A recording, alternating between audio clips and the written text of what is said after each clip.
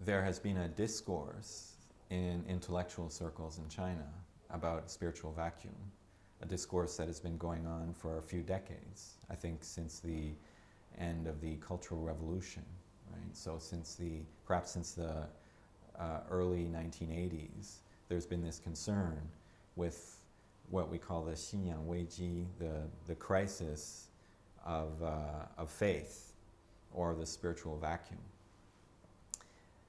And I think what this refers to is where there is a vacuum is really at the level of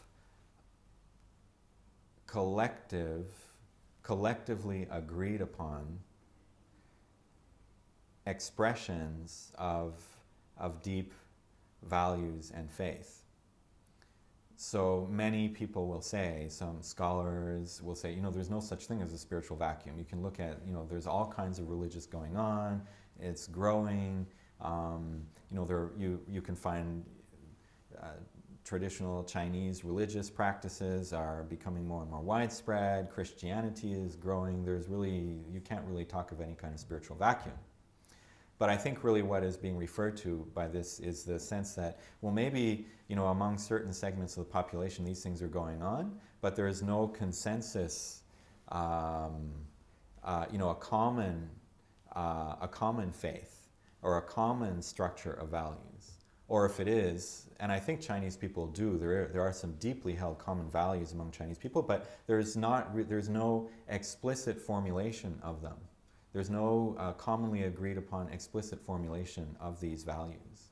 And so at that sense then there is this sense of decenteredness, of loss, right? As one scholar of Confucianism wrote, he said he's referring to Confucianism as it's a wandering soul, right? Because it has lost all of the institutional structures that for hundreds of years have been had institutionalized Confucianism, and that has all disappeared. But those values are still there. So they're like a yoling, they're a soul, like a ghost wandering around. But they're there, right?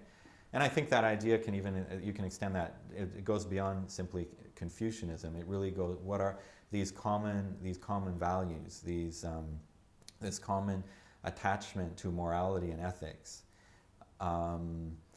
And which finds itself, which is deeply distressed by the pervasive materialism and corruption and lack of morality and ethics that you see in Chinese society. So this discourse on morality is omnipresent in China, and it often refers to then, right, this crisis, and what I think it refers to is the lack of a consensus frame around which these commonly values could really be discussed and could find expression.